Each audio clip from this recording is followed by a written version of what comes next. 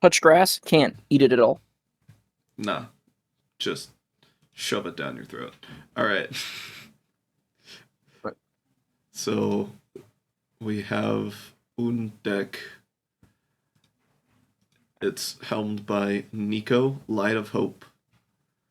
Legendary creature, human wizard. It's a 3/4. It says when it enters, create 2 shard tokens. They're All right. enchantments with 2 colorless mana. Sacrifice this enchantment, scry 1, then draw a card. Like an objectively better clue. No, just straight up a better clue. Yeah, except it's not an artifact, it's an enchantment. It just, yeah. The It rest only, of, the part, go on. okay. The rest of the card reads 2 colorless, tap it, exile target non-legendary creature you control. Shards you control become copies of it until the beginning of the next end step. Return it to the battlefield under its owner's control at the beginning of the next end step. Kinda funky. Gonna Kind be of honest. funky. Like this deck is not really easy for people to keep track of. There's a lot going on in this. Cause Yeah. we could make it just a blink commander. But there's just objectively better choices if we're just going to do pure blink. Exactly. Like there's so many better choices. I couldn't even name them all. There's so many. But I don't want to make this a blink commander. What I want to make this is really, really funky. What do you want to make this? I want to make it a copy deck. A copy deck. A Do you have copy any? deck. What are you trying to copy in this deck? Is there any? Everyone else's stuff. Oh, so this is a deck where you're not copying your stuff, but you're just taking the board. Yeah, so let's do a like scenario here. I cast Niko. We'll just assume infinite mana here just to make it easy. Cast Niko, and I have clone out. I clone something on someone else's battlefield, so clone becomes a copy of it. Next turn, Niko doesn't have summoning sickness. Yep. So then I tap 2, blink the clone, so now I have more copies of the creature than my opponent has. Oh, okay. Just until end of turn. But it's pretty nice. And then, on the end step, the clone comes back in and can clone something else. As you just, all right, I get the idea. Because at first I was like, how are you supposed to copy other people's boards? You can't really do that. That's If you're true. able to do that, this would be completely different commander to me. Because That's it's you true. control. But Yeah. now I see exactly how this is gonna go. Yeah, exactly. So there's a bunch of copies. I don't have to go through them all. Probably the best out of all of these is gonna be, even though it's the most expensive, is gonna be Quicksilver Gargantuan, which is 5 colorless, 2 blue for a creature shapeshifter. It's a 7/7, and you may have it enter as a copy of any creature on the battlefield, except it's still a 7/7. All right. It's kind of just nice. You're not wrong. That is pretty nice. Like, say you copy someone's best creature, because that's always what you're aiming for.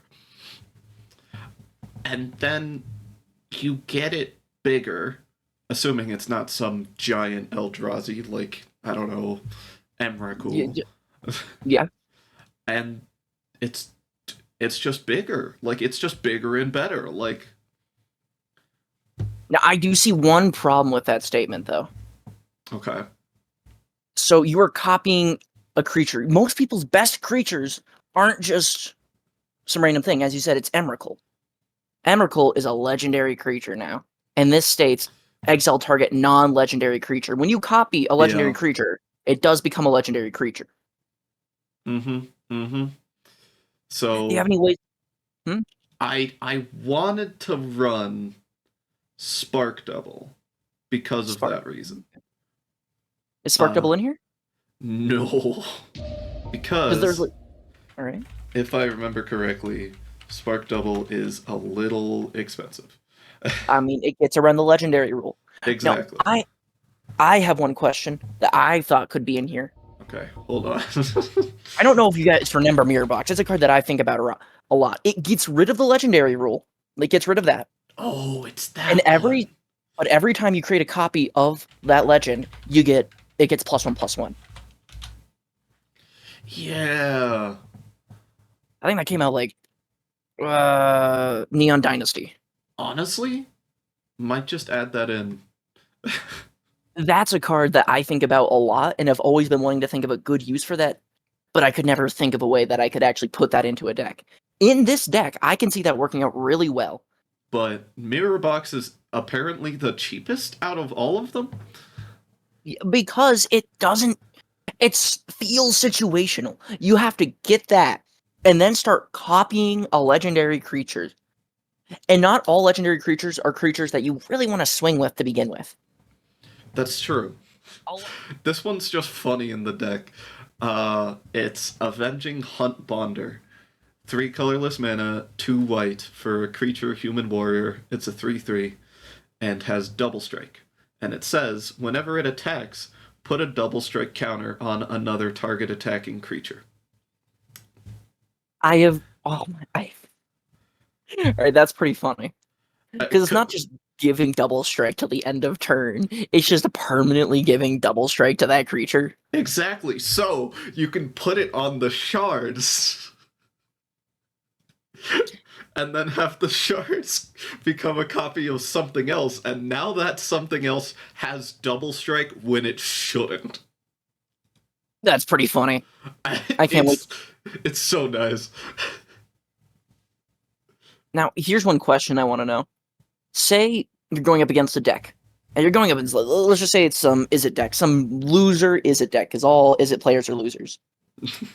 All right. And they just got no creatures worth copying. What on our side do we want to try to copy? Just so we can try to get some things going.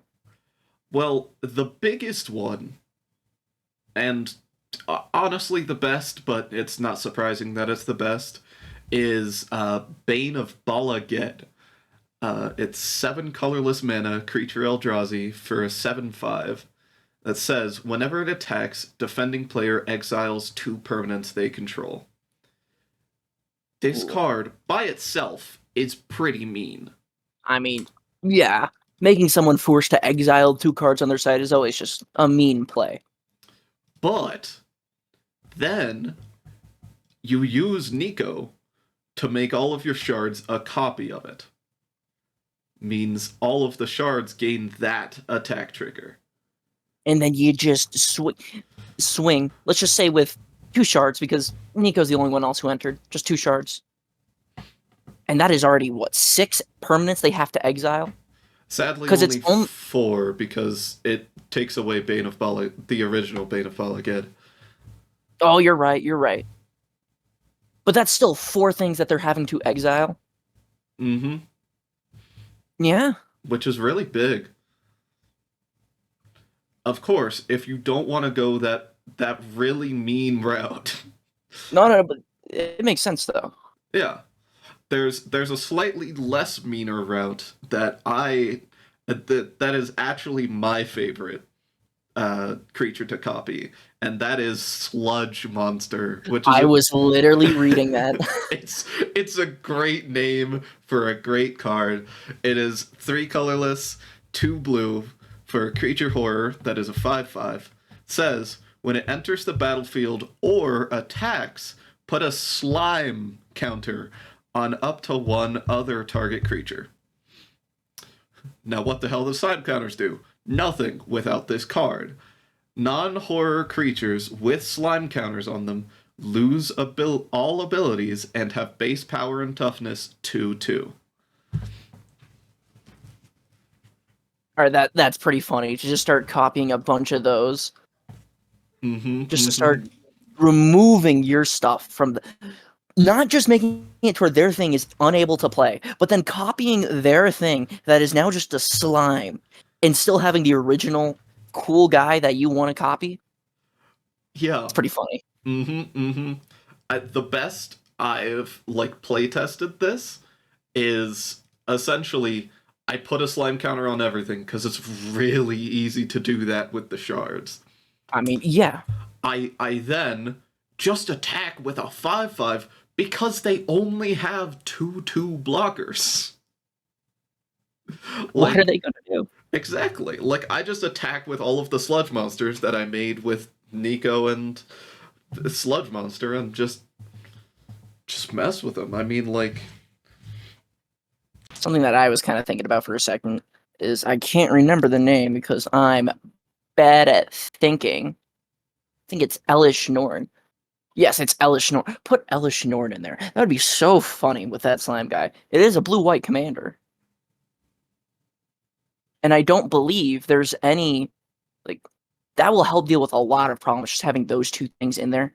Practically just a built-in board wipe. Help make sure you can keep the balance low. And, ooh. I mean, combo we probably all thought of, but as we all know, Elish is not too cheap of a card. something that I find funny is Niko, Light of Hope, is not the only card that makes the shard tokens. So wait, there's other ways to make shard tokens? There is one other way. What is this other way? It's another Niko. Niko Aris. Aris? I don't know. It says X, white, and 2 blue for legendary Planeswalker Niko with 3 loyalty counters. It says when it enters the battlefield, create X shard tokens. So X is equal to the mana you put into it. And then +1 up to 1 creature you control can't be blocked this turn. When it deals combat damage, return it to its owner's hand. -1 deals 2 damage to target tapped creature for each card you've drawn this turn. Oh, shit. Which is pretty nice. And -1, create a shard token.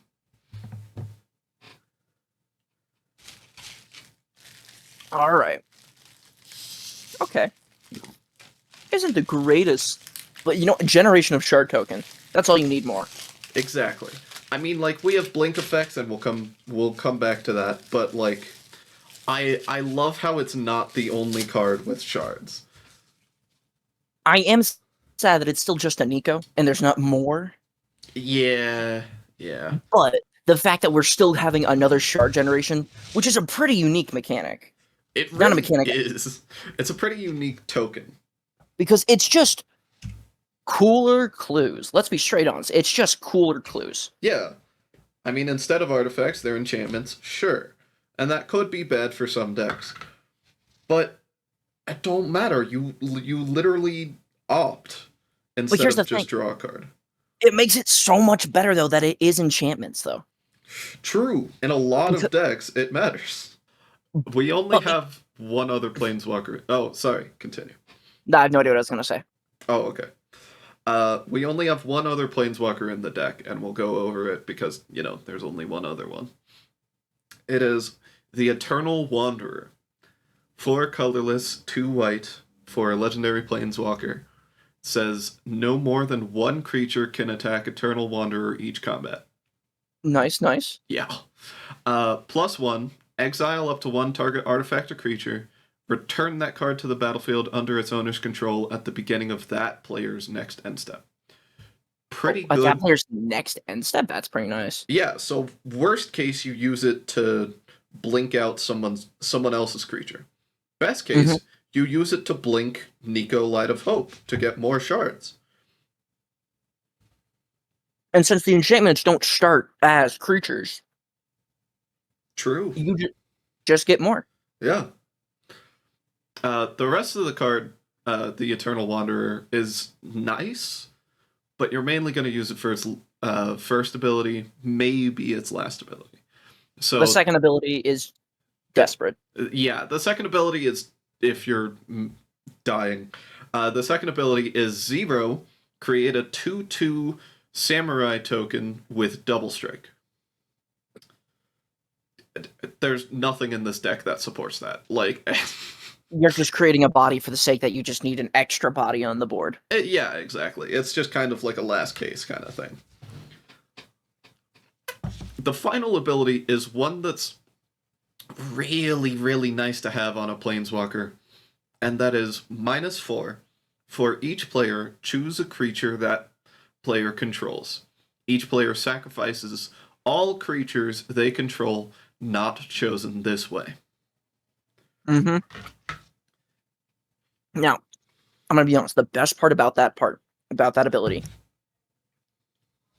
is the fact that she is a 5 loyalty commander, and that is a -4. So you can immediately play her down, and then just a board wipe, and still keep her. Yeah, it's only 6 mana. Like, for a board wipe, that's pretty alright. No, that's real for a board wipe that you can use more than once, because only one creature can attack it per turn. You can simply create a 2/2 white samurai. Use that as the blocker. If you really just don't have anything. Yeah. And you can just keep her alive that whole time, as they're focusing on just swinging at your command or planeswalker. It's not going to be doing anything at that point, but it's buying you time. Yeah. I mean, honestly, the more time you can buy with this deck, the more it succeeds. Because the big thing about this deck is that, out of what I can see, is that the moment that you can just get a little breathing room, just enough breathing room to just keep some shard tokens out and actually copy them, or get some copies onto them, that's when this deck is going to really start to snowball. Because I imagine a problem that this deck will have is that you're just going to have to start sacrificing a lot of your shards just to draw into something. Yeah. But that's still built-in draw power. Exactly. It's a possibility. I mean, I've added a bunch of cards that you want to copy in this deck. I've added a bunch of cards that copy cards. But, like, it doesn't matter if you're not drawing them, right? Exactly. Luckily, the commander does have a way to draw. Because of the shard tokens. But at this point, how are we going to blink the commander to get those shards in? Because we all know that's how you're going to get them. Exactly. I mean, it's really hard to do another way to get them. No, as we said, the only other way in this deck, other than blinking, is the other Niko. Yes. So what... Sorry, continue. So I was going to say, what is going to be our methods of blinking our commander to really get those shard tokens in? Alright, I'm gonna list off the, like, popular ones, and then we'll come back to the unpopular ones. Alright. So we've got Blur, Cloud Shift, Ephemerate, there's Getaway Glamour, Momentary Blink, Otherworldly Journey, Planar Incision, Semester's End, Turn to Mist, Teleportation Circle, and Conjurer's Closet. Those are just the non-creature ones. We'll come to the creature ones later. Now, there's one blink card that I didn't mention in that, and that is Disorder in the Court. Disorder in the Court? It's a funny blink effect.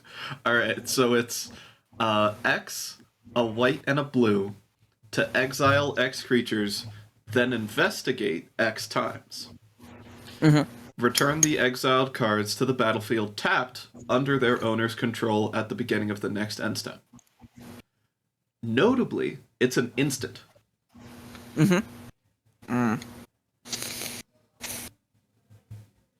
I think you can see where this card shines best. I see this just being as a budget fog. Genuinely. You can just say someone's attacking you with a bunch of creatures. Just play Disorder in the Court. Not a budget fog. A more expensive fog. Not budget at all. True. Budget, money-wise, I suppose. Yeah. But still, I think that's pretty funny. Mm-hmm. You even get clues to help keep your shards alive, so you can just sacrifice the clues instead of the shards, because we don't care about clues in this deck. True. But But of course, you can always exile Niko with Disorder in the Court. I wouldn't recommend only exiling Niko, because at that point, it's a big waste. yeah, 3 mana for a blink effect, unless it does something else, feels pretty bad. Yeah, Like, even with the clues, it still feels bad. especially since you're going to get more clues based on the amount of targets you do blink. True. There's a couple others that I didn't mention that I genuinely just forgot. It's just 2. It's Hallowed Respite. May as well read it off. It's a white and a blue for a sorcery. It says exile target non-legendary creature, return it to the battlefield under its owner's control. If it entered under your control, put a +1/+1 counter on it. Otherwise, tap it. Then it has flashback for colorless, white, and blue. So, I'm confused. Why are we using this card? So, Niko's not the only card we want to blink in this deck. Oh, okay. I mean, yeah, you're right. Yeah. I mean, like, even Sludge Monster, it's not a bad idea to blink him. You're because it says enters the battlefield or attacks. not wrong. Yeah. And it's not like the best blink effect in this deck, I must say. The best blink effect is the next one. It is another round. It's XX, 2 colorless mana and a white for a sorcery that says exile any number of creatures you control and return them to the battlefield under their owner's control. Then repeat this process X more times. Oh, all right. This is our cash in. This is one of our cash in. This is the point where we have like a bunch of mana and we're just sitting in the back and we're like, I need something to do. This is a big one because worst case, you blink Niko like 2 times. Yeah. Best case, you do. It says any number of creatures you control, right? That's the best part about it. So you can just best case, you blink all of your creatures a bunch. Just blink Sludge Monster, Niko, insert other cards that are valuable here. Quicksilver Gargantuan, even though it's not really useful, it's kind of funny. That's pretty. Yeah, there's no point in not doing it. Yeah. Right. Mere Battle Sphere. Oh, I didn't think about that. Just stuff like that. Just blinking it in just to get massive value. Because no matter what, even if you just pay 2x, well, 1, but 1 into each X, you're still getting that off 2 times. So bare minimum in that situation, you are blinking Niko 2 times. And having 4 shard tokens is pretty worthwhile for 5 mana. Like exactly. That's really not bad. That's really nice. All right. I have an annoying card to bring up that is very good in this deck. It is Mirror of Life Trapping. Mirror of Life Trapping. Let's hear it.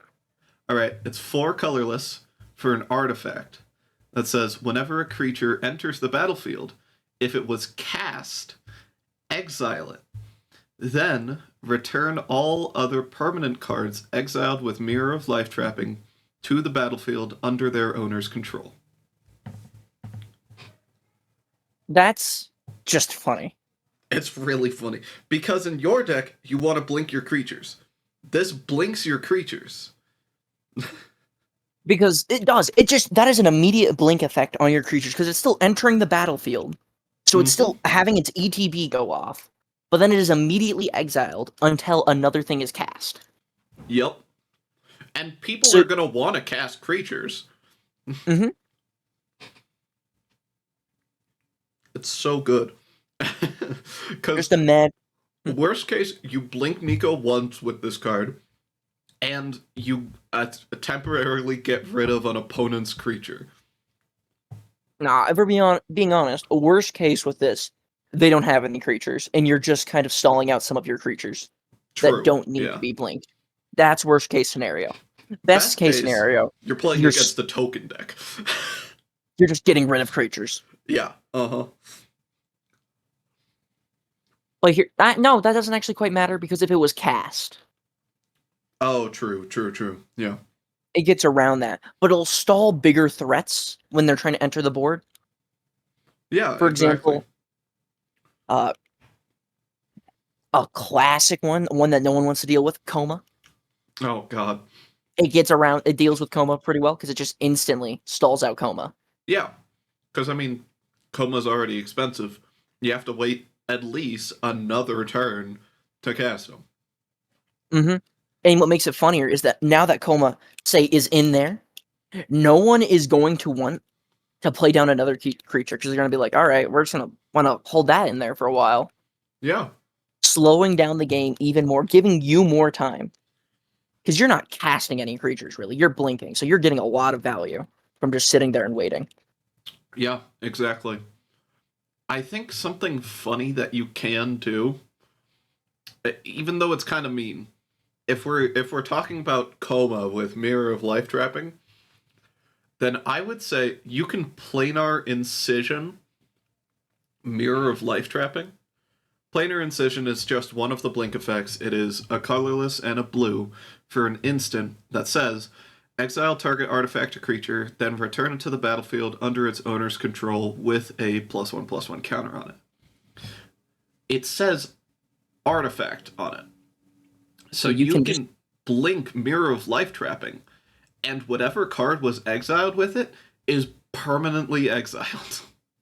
And what makes it funnier is if it's the commander and they didn't pull it back to the commander zone once exiled, it's just gone. Yeah.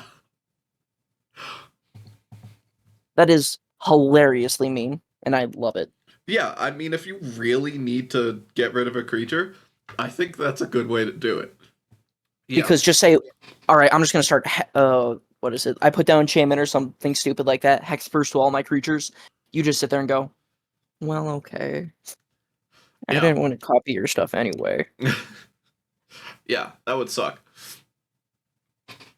Yeah, but we do have a lot of removal. I think my favorite, like, funky, kind of obscure removal is Assimilation Aegis. What does Assimilation Aegis do?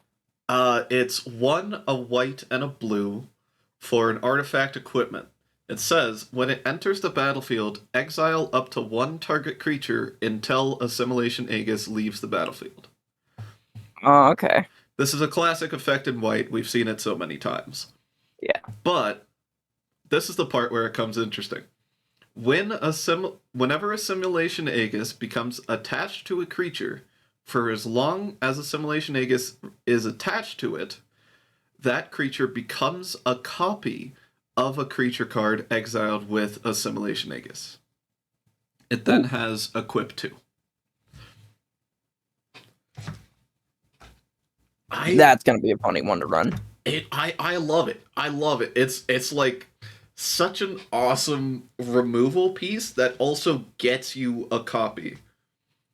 Look, I'm just happy I finally get to see one of those stupid cards that just exile target card until this is removed. But it actually does something a little bit more than just that. Yeah, exactly. I mean, like I've said, I'll probably pull them up on screen in post, but like there are so many effects that do this. Like, this is tiring in white, but like this card really goes out of the boundaries of that, and I love it. I love it. No, it's really nice to see. Speaking of obscure cards, I have one that is really powerful in this deck specifically. What would that one be? Deluxe Dragster. Deluxe Dragster. First of Yup, all, fire name. right? It is 4 colorless and a blue for an artifact vehicle that All is a right. 4/3. Already, you're like, oh, vehicles, they're not that powerful, whatever. No, this one's pretty good. Uh, Deluxe Dragster can't be blocked except by vehicles. All right. Yeah. Great start.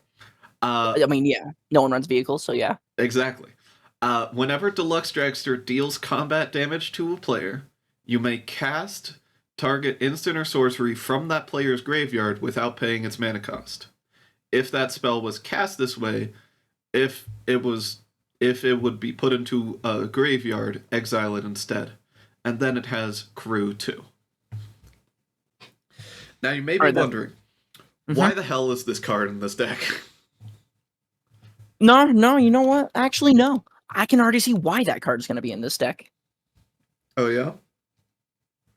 For just rooting through other players' graveyards who might have more powerful spells that you might need. That just seems really nice because we don't know what everyone else is playing. So they might have just have something simple, just brainstorm, whatever. Or next thing you know that they have in there something just what you need. Say you're just knocking you just need more mana. Let's just go with that, theoretically. I don't know why. Just need more mana. And they just happen to use a rampant growth or something stupid like that. You're taking other people's graveyards and turning it into your own cards for free. Yeah. That's just great card advantage. It gets better than that.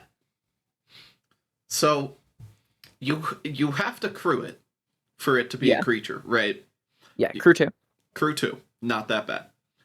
If you crew it and then activate Niko, you basically have a bunch of unblockable creatures. You're not wrong. And then and then you get a free instant or sorcery. A free instant or sorcery? 8 free instants or sorceries. Exactly. Like, if, depending on how many shards you have, worst case, it's gonna be 2. It's still 2 free instant or sorceries, and 8 damage. Just coming straight at 8 damage is good damage. That's no longer just in the yeah, I'll take it. That's in the ooh, okay. Mm-hmm. That's in the hurting range. Mm-hmm. And then you just take 2 spells from their graveyard. Even better if you take it from players who constantly recur from their graveyard. Oh yeah, because it exiles it after you cast it. You just stop them from getting that stuff back. True. I didn't think about that. This deck just got a little bit of everything I feel like it really needs to work. I don't think I don't think this deck is above an 8. I'm gonna be honest. I think this deck is theoretically 7-6. Yeah, it's not that powerful. I will be completely honest. I mainly built it for fun. Exactly. Like, as we said, there's ways we could make it stronger. Elish Norn, Mirror Box. Yeah. And maybe I will throw in Mirror Box. I don't know. I've still got to think about it. But like, you want to throw in Mirror Box. I really do. Oh, you know what? We haven't gone through all the creatures that you want to copy. No, we have not gone through any of them, really. All right. How about we go through... We already did Bane of Balagid. We already did Bane of Balagid, and we did Sludge Monster. Those are the only 2 we really did. We say Mirror Battle Spear next. Because we mentioned it earlier, but didn't say what it did. That's true. It is Mirror Battlesphere, 7 colorless mana for an artifact creature mirror construct. It is a 4/7, and it says whenever it enters the battlefield, create 4 1/1 colorless mirror artifact tokens. Or creature tokens, sorry. Whenever Mirror Battlesphere attacks, you may tap X untapped mirror you control. If you do, Mirror Battlesphere gets +X +O until end of turn. and deals X damage to the player or planeswalker it's attacking. And I mean, worst case for this card, you pay 7 mana, you get 4 1/1 mirrors, you honestly, you use it as a blocker. Like, you can 2 mana Niko on someone else's turn to make your shards a copy of Mirror Battlesphere, and it's a 4/7. Like, that's pretty alright. Not a lot of things are getting through a 4/7. Exactly. True, it's not going to kill everything, because it's still only a 4, but it's still going to take some effort to kill. Yeah, no kidding. Especially since, as you said, you can just kind of blink. You can kind of just do it at instant speed, making it through. You can't really just blow him up whenever you want. Yeah, exactly. If you keep the, 2 mana up with Niko on the battlefield, you can use it as a protection spell. And there's just nothing they can really do. It's perfect. Because you tap 2 mana, or you pay 2 mana, you tap Niko, the card is put into exile. Like, it's really hard to mess with that. Yeah, you can almost never mess with exile things. Yeah, it's really, really hard. A very obscure card that very few people will know about, that I love in this deck, is Grasping Giant. Grasping Giant. It is 5 colorless and a white for a 5/7 with Vigilance. That is a creature giant. It says, whenever Grasping Giant becomes blocked by a creature, exile that creature until Grasping Giant leaves the battlefield. Alright, that's... Okay. I have to know this. Say we copy Grasping Giant. Alright? And now all our shards are Grasping Giant. And they get blocked, and those things get exiled. When those things unbecome Grasping Giant, do those things get returned? I'm gonna be honest, I see nothing in the rules about this. This is a new problem for Grasping Giant. Wait, no, you're right, because it has the... Okay, hold on. Mm-hmm. My judge brain is thinking. So, Grasping Giant says, until it leaves the battlefield. Yes. Once the shards go back to shards, that card is permanently exiled because the shards don't have the leaves the battlefield thing. So fair. It is permanently exiled. But here's the thing, when Grasping Giant returns, that's still a Grasping Giant back into play. But that's no, because it's now under a new effects. Never mind. Yeah, you're right. Yeah. That is now a new instance of Grasping Giant. Yeah. Mm-hmm. No, they wouldn't be different names. It would just be a new copy of Grasping Giant, which is a separate... True. It was just a new entity of it that wasn't the original entity. Yes. Yeah, it's a separate instance. But I love this card in the deck. Plus, it has Vigilance. Like, it's a 5/7 that has Vigilance. It's like, you're swinging with this thing every turn, and he's your blocker. It's perfect. Yeah, right? Like, he's great. Like, I don't know why people don't see this card that much, because it's so good. Like, I can tell you why. Oh, yeah? Because it's white, and it's 6 mana. Yeah. I see it. That's it. It's just 6 mana in a white card. When there's something that's like 6 mana, 7 mana in white, that thing is gonna fuck you up. Because it's really hard to get that mana in white. Mm-hmm. I need you to understand. Elish Norn, the card I was saying earlier, only 7 mana, and you see what that does. Completely worthwhile. This is 1 mana less. For an obscure effect. Exactly. Well, not an obscure effect. A very normal effect for white, but an obscure effect for becomes blocked by a creature. But that's the other thing. In white, still, we have a lot of exile in white. True. Where this card just kind of gets outshined by a bunch of other cards. It does. Sadly, it does. Still, though, I think this card works out perfectly in this deck. Oh yeah, I fully agree, because worst case, someone can block the copy that you have of Grasping Giant on your shard, and actually kill it, and they maybe don't lose a creature, but the other Grasping Giants get it. Like, it's still 5 damage. That's fine. Now, another card, because you brought up a Grasping Giant.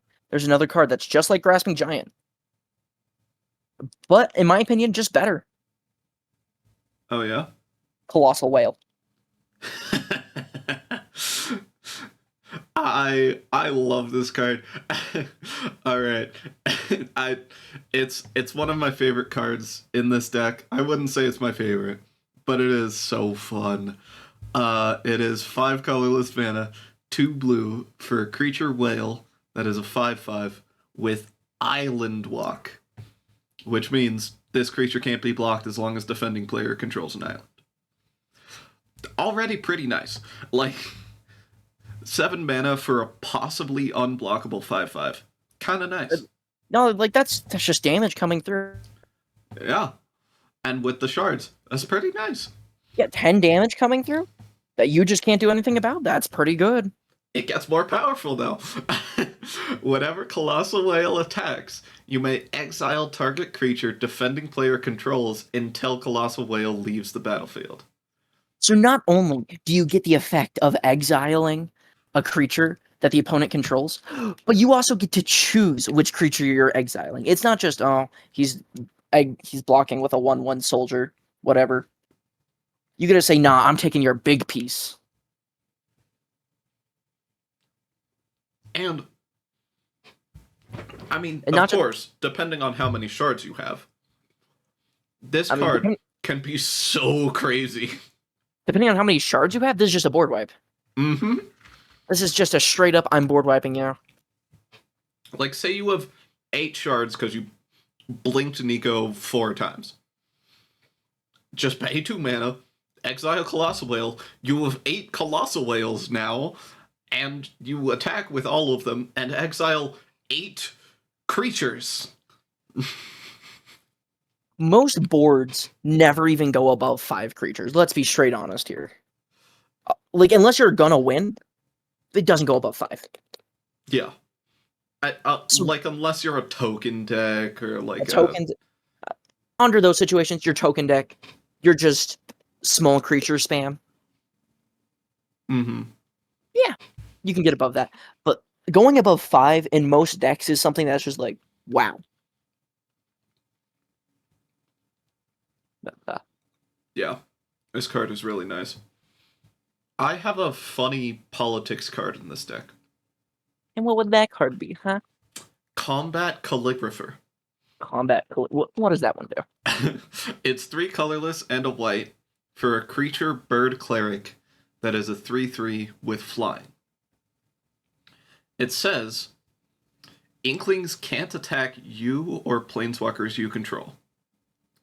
Now, if you remember from Strixhaven, there's Inklings that are 2/1s, white-black, that have flying. People won't make those tokens on their own, so you gotta give them. The rest of the card says, whenever a player attacks one or more opponents, that attacking player creates a tapped 2/1 white and black Inkling creature token with flying that's attacking that opponent. Now, there's a lot of ways to use this card. You could just use it normally, just as a way to encourage people to attack themselves. Mm-hmm. Or you could use it as a politic piece with Niko. So, I'm going to pitch a situation with this. Say someone's getting out of control, and all of the other opponents can see that. All right. Now, your one opponent is really going to want to attack them, right? but they might not get in too much. They maybe don't have too much evasion. Exactly. Yeah, yeah. So, you tap 2, you tap Niko, you exile Combat Calligrapher, all of your shards are Combat Calligrapher, which means whenever someone attacks an opponent, they create that many Inklings and So, tapped an attack. so instead of, just making one Inkling, you're making just off of one Niko, just 2 shards existing, 2 Inklings. So they're taking 4 damage. They don't care about. They don't care about those Inklings. Yeah. Because it has flying, it's getting through most. And so there's just 4 free damage pretty much. Exactly. Like, this card is a great politic piece. And you know what? I think politicking is some of the most fun you can theoretically have in Magic. True. I agree. But that's also if you're not fighting barbarians. Also true. Sometimes people just want to swing. And there's nothing wrong with that. It's just really hard to politic with them. No, there's everything wrong with it. Let me speak my mind. My laws, my rules. Unpopular opinion time. No. I do love Combat Calligrapher in this deck. It's very fun. And worst case, you give Inklings to someone that you don't like having Inklings. But they can't swing at you. Exactly. They can't attack you anyway. So it's really nice. Now, I have a card that is kind of terrifying in this deck. And which card would that be? Gene Stealer Patriarch. Gene Stealer Patriarch. It's what does that do? 4 colorless, a blue for creature Tyrannid. So it's from the Warhammer set already. Already based, yeah. Yeah. It's a 4/4 that has the ability Gene Stealer's Kiss. Whenever it attacks, put an infection counter on target creature defending player controls. Kind of weird, funky counter, just like Sludge Monster. And then it has a second ability, Children of the Cult. Whenever a creature with an infection counter on it dies, you create a token that's a copy of that creature, except it's a Tyrannid in addition to its other types. God. So, let's run through a situation with Gene Stealer Patriarch. You play Gene Stealer Patriarch. You tap 2 mana. You tap Niko, because you want Niko out as soon as possible. Yeah. And you exile Gene Stealer Patriarch. All of your shards become Gene Stealer Patriarch.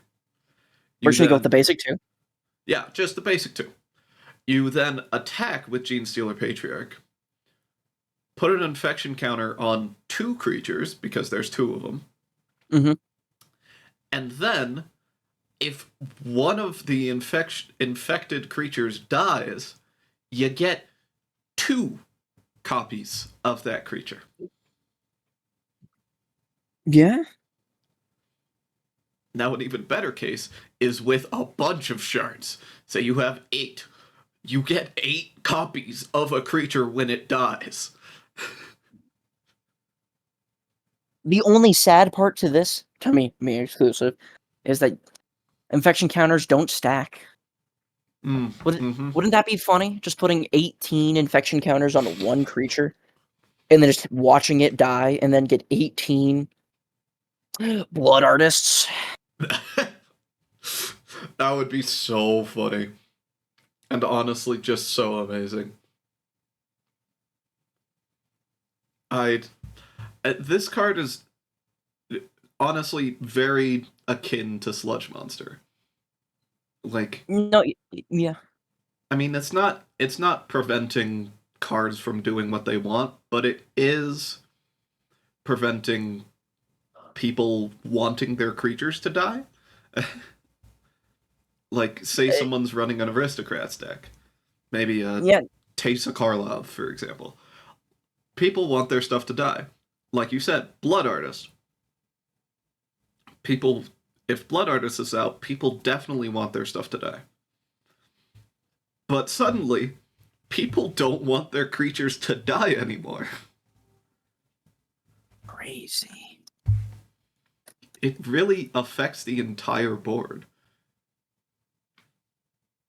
And just for 5 mana, it's pretty nice. No, yeah. It works pretty great. Uh, I have I have. Go on. Sorry. There is Ondu Spirit Dancer.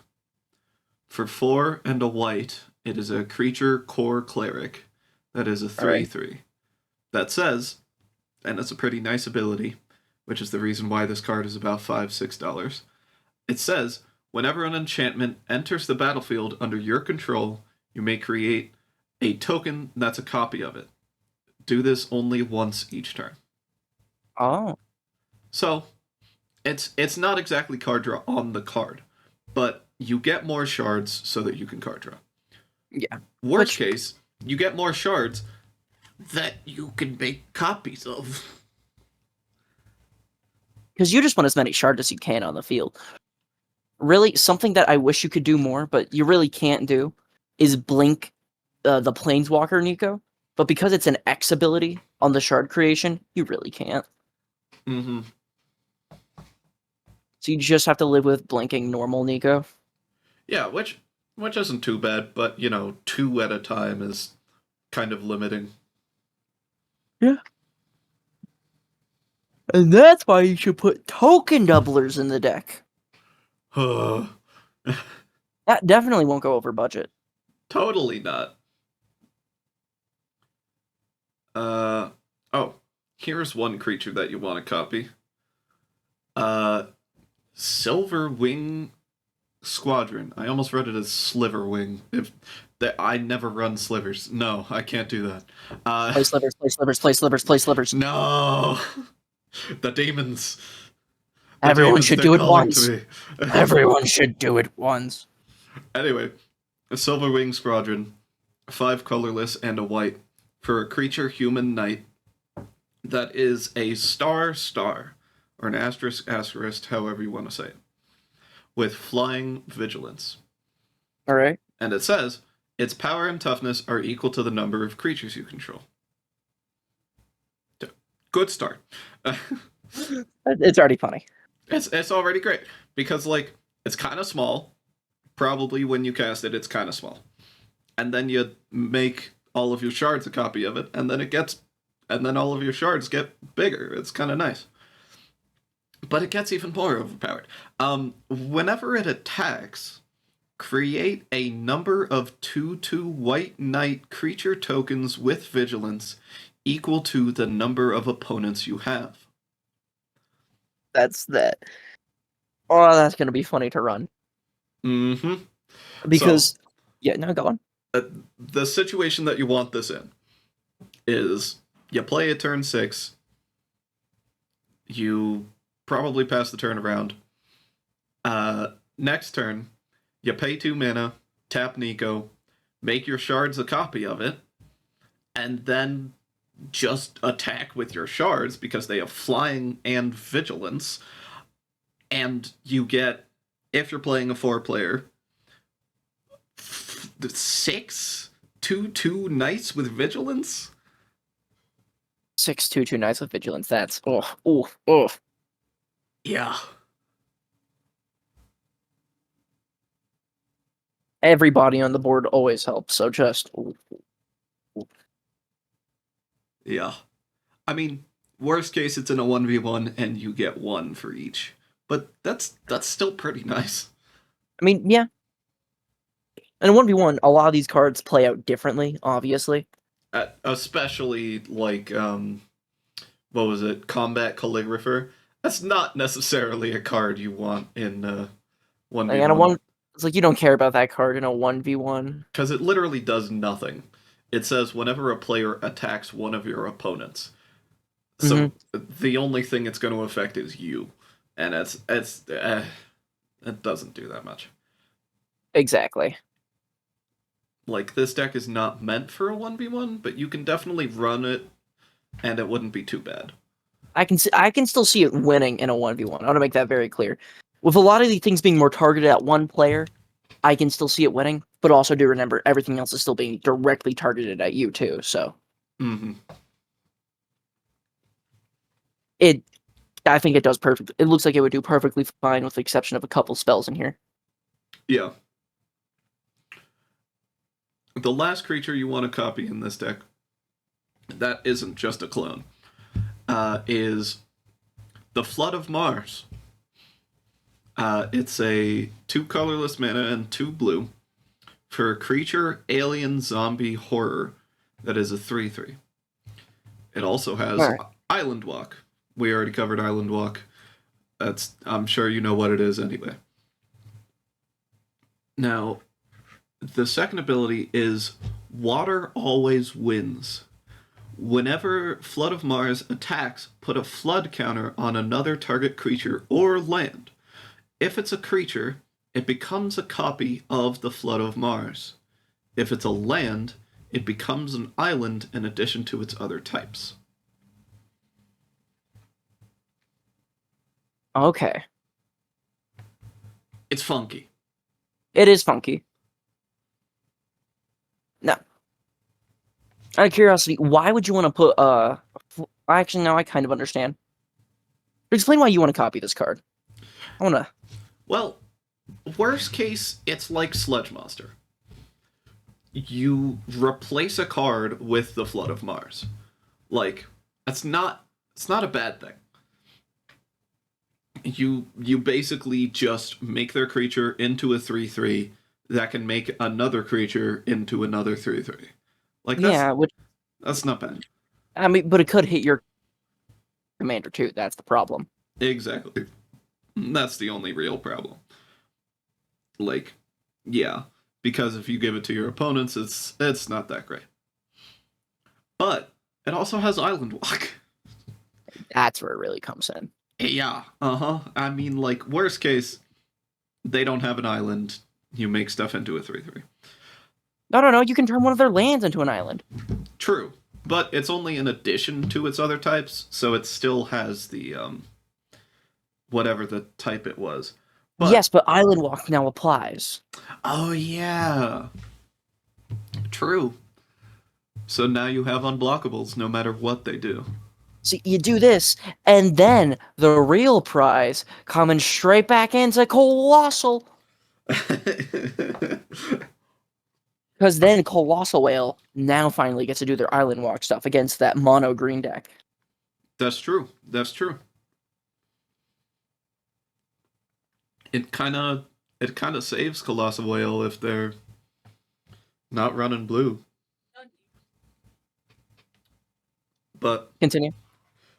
we finally covered all of the creatures that you want to copy. Besides, of course, the creatures that copy stuff. Again, I'm not going over all those because there's so many in this deck. Fair. I'll just in post put them up on screen because I'm not going to do that. But there's also some blink creatures. Just because you want to blink Niko. And, you know, you don't always have the instant speed blink or the sorcery blinks. So, Angel of Condemnation is a nice replacement for that. It is 2 colorless, 2 white for a creature angel with flying and vigilance. That's a 3/3. It All says, pay 2 mana, pay 2 colorless and a white, tap it, exile another target creature, return that card to the battlefield under its owner's control at the beginning of the next end step. Oh, just blinking. Yeah, 3 mana blink on a stick. It's a creature, so you can kind of get rid of it pretty easy. But 3 mana to blink basically no matter what. That's pretty nice. Yeah, it's pretty nice. It has another ability, which kind of makes it funky in this deck. What does it do? It's 2 colorless and a white. Tap it. Exert Angel of Condemnation. Do people remember what exert is? No one knows what it is. Exert basically just says if it would untap on your next untap step. Instead, don't untap it. Classy. That's really all it is. So after you exert Angel of Condemnation, exile another target creature until Angel of Condemnation leaves the battlefield. It's one of those. So it has one of those effects. We're probably not going to use it that much, to be honest. But when we do, we might want to use the shards for it. Yeah. Because, I mean, yes, it's 3 mana to activate the ability. But it also is not too bad because it's permanently exiled. Because, you know, the shards don't have the ability anymore. So, yeah. Yeah. And I mean, like, yeah, it's another one of these effects, but, like, the blink on a stick is mainly what we're going to be using. No, that's what we really need here. Is just blink effects to really get the thing going more. Yeah. Okay. I think we got a good majority of what this deck is trying to do. We obviously didn't go through like all the lands, but that doesn't quite matter. Yeah, I mean, there was like a couple cards, but honestly, not that many cards that matter too much. There's a couple more blink effects and whatever. Yeah, just blink effects and copy effects. That's what I imagine most of them are. Yeah, and I don't have to go through those. So see, I'm just saving you time. Yeah, true. Yeah. I like this deck. I think it's simple. I think it's good. I don't think it's overwhelming. Yeah. Yeah. Like it has a lot of things to do, but it's pretty easy to keep track of. Exactly. It's nothing too bad, but I feel like this is a good, like, hey, I want to try out Blink. I want to see where this goes. Yeah. Yeah. All right. We are Doomsday Cast. Hopefully you subscribe and like if you like our content. And, yeah. See you later. See you in the next video. All right. Take care. Peace.